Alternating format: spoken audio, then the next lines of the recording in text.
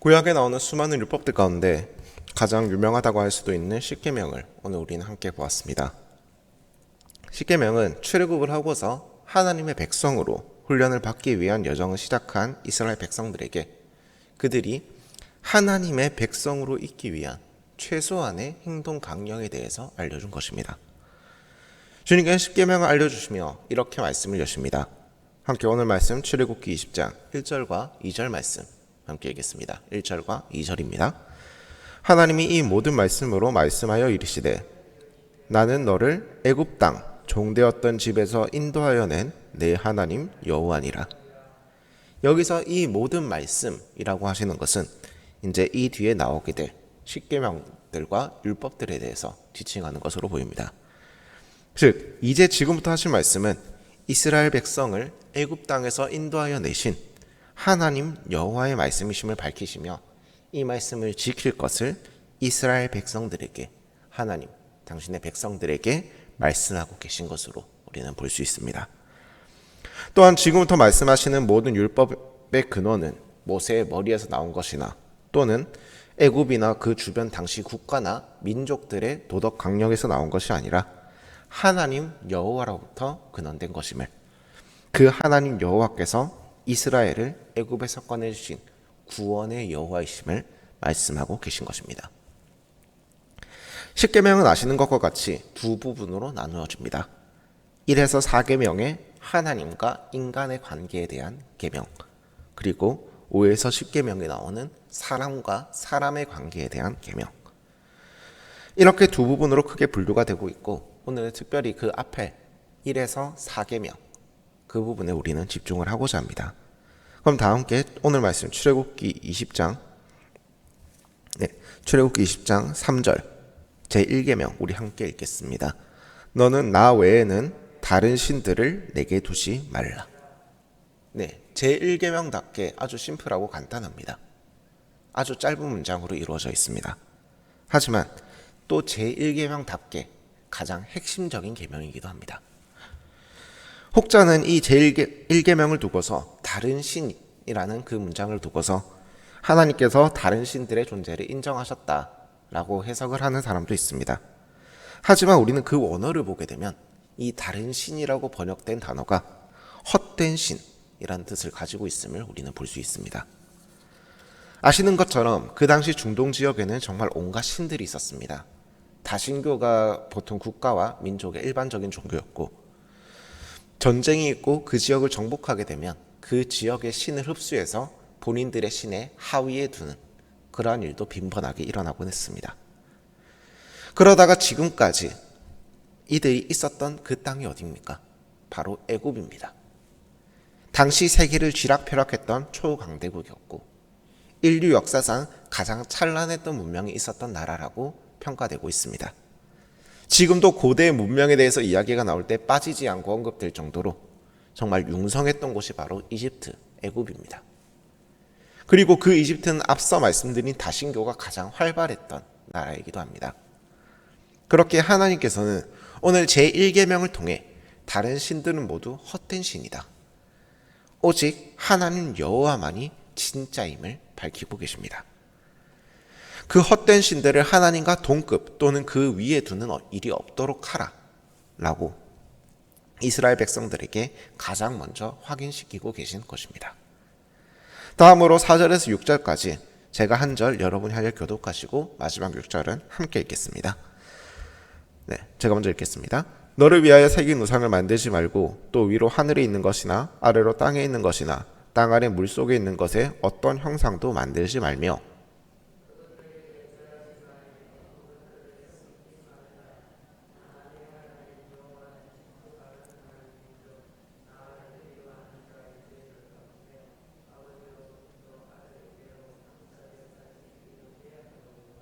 나를 사랑하고 내 계명을 지키는 자에게는 천대까지 은혜를 베푸느니라.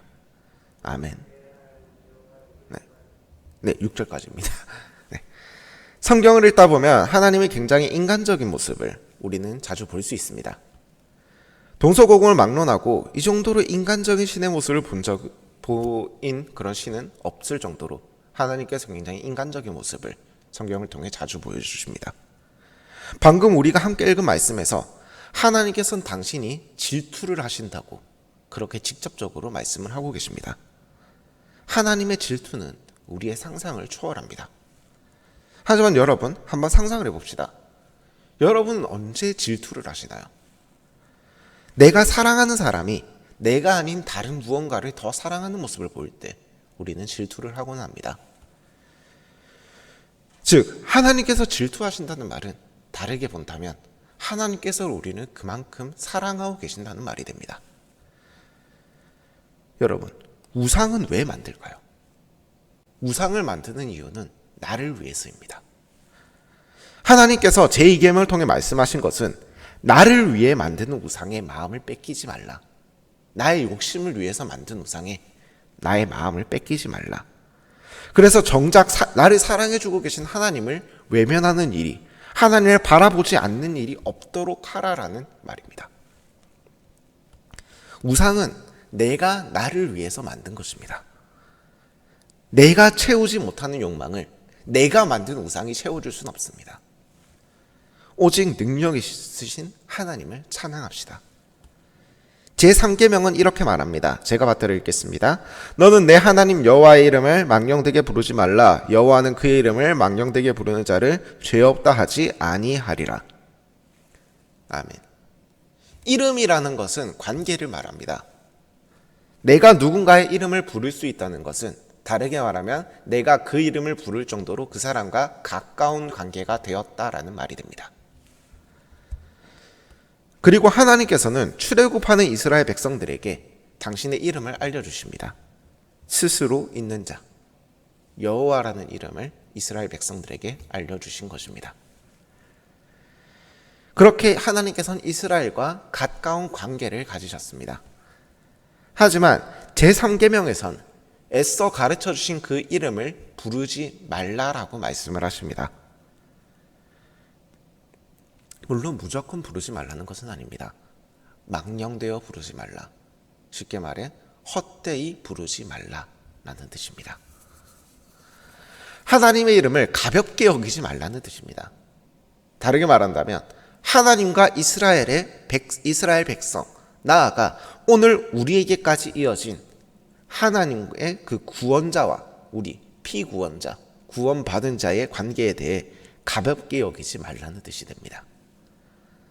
하나님께서는 그 목숨으로 우리를 살려주셨습니다. 그 핏값으로 우리를 살려주셨습니다. 우리는 이를 마음에 새기고 매일을 감사로 살아야 할 것입니다. 마지막으로 8절에서 11절을 우리 함께 읽겠습니다. 8절에서 11절입니다. 안식일을 기억하여 거룩하게 지키라. 엿새 동안은 힘써 내 모든 일을 행할 것이나 일곱째 날은 내 하나님 여호와의 안식일인즉 너나 내 아들이나 내 딸이나 내 남종이나 내 여종이나 내 가축이나 내 문 안에 머무는 객이라도 아무 일도 하지 말라. 이는 엿새 동안에 나 여호와가 하늘과 땅과 바다와 그 가운데 모든 것을 만들고 일곱째 날에 쉬었음이라. 그러므로 나 여호와가 안식일을 복되게 하여 그날을 거룩하게 하였느니라. 아멘. 하나님께서는 당신과 우리의 관계에 대해 한 그 계명의 마지막으로 안식일에 대해 말씀을 하십니다. 안식일은 하나님께서 창조 사역을 마치시고 일곱째 날에 쉬셨음을 기억하며 우리도 모든 노동을 멈추고 그날을 복되게 하여 거룩하게 지키라고 말씀하신 날입니다. 그렇다면 우리에게 멈추라고 하신 그 노동의 범위는 과연 어느 정도일까요? 예수님께서는 그 안식일에 아무것도 하지 말라고 하신 그 안식일에 병자를 고치시고 말씀을 전하셨고 도움이 필요한 자를 찾아가셨고 약자를 돌보셨습니다. 그것은 과연 죄일까요? 그것은 과연 율법을 어긴 것이 될까요? 안식일은 나를 위한 일을 멈추라는 뜻입니다.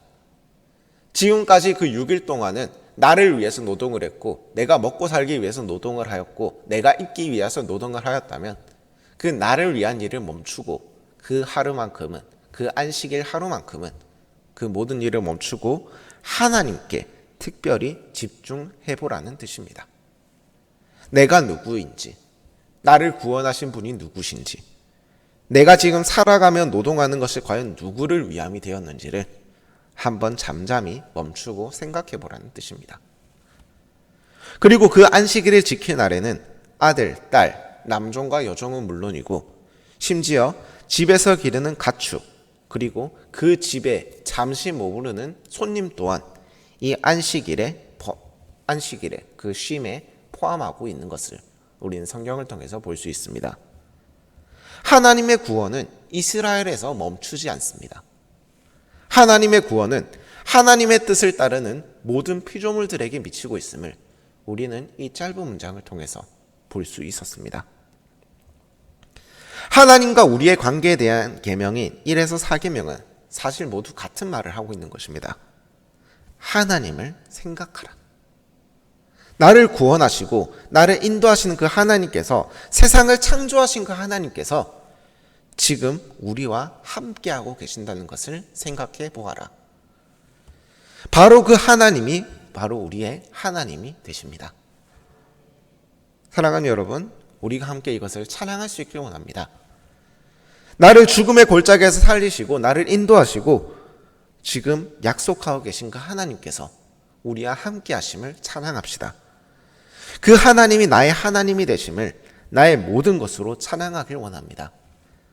그리고 그 찬양의 고백이 우리 사랑하는 효목제일교회와 함께 할 수 있기를 정말 간절히 기도하고 또한 축복합니다. 함께 기도합시다. 사랑의 아버지 하나님, 감사합니다. 오늘 우리가 주님께서 우리에게 주신 10계명, 그 중에서 주님과 우리의 관계에 대해 말하는 1에서 4계명에 집중하여 함께 보았습니다. 아버지 하나님, 주님께서 우리에게 말씀하십니다. 주님을 생각하라고. 나를 구원하시고 세상을 창조하시고 지금도 나와 함께 하시는 그 하나님께서 나의 하나님이 되신다는 것을 생각하라고, 그것을 기억하라고 계속해서 말씀하십니다. 아버지 하나님, 우리가 삶을 살아가며 바쁜 일상 가운데 바쁘다는 핑계로, 힘들다는 핑계로 그것을 잊어버릴 때가 있음을 지금 이 시간 회개합니다. 아버지 하나님, 우리의 삶을 들여서 주님을 찬양하게 하시고 우리의 삶을 통해서 주님을 예배하게 하시옵소서. 나를 그 죽음의 골짜기에서 구원하신 주님을 찬양하는 그러한 예배자의 삶이 될 수 있기를 간절히 기도하오니 주여 인도하여 주시옵소서. 나의 모든 것 오직 주님께서 기뻐하시는 삶이 될 수 있기 원합니다. 나와 함께 하신다고 오늘도 약속하고 계시는 우리 주 예수 그리스도의 이름으로 기도드립니다. 이 시간 주님께서 가르쳐 주신 기도로 새벽 예배를 마치겠습니다. 하늘에 계신 우리 아버지, 아버지의 이름을 거룩하게 하시며 아버지의 나라가 오게 하시며 아버지의 뜻이 하늘에서와 같이 땅에서도 이루어지게 하소서. 오늘 우리에게 일용할 양식을 주시고 우리가 우리에게 잘못한 사람을 용서하여 준 것 같이 우리 죄를 용서하여 주시고 우리를 시험에 빠지지 않게 하시고 악에서 구하소서. 나라와 권능과 영광이 영원히 아버지의 것입니다. 아멘.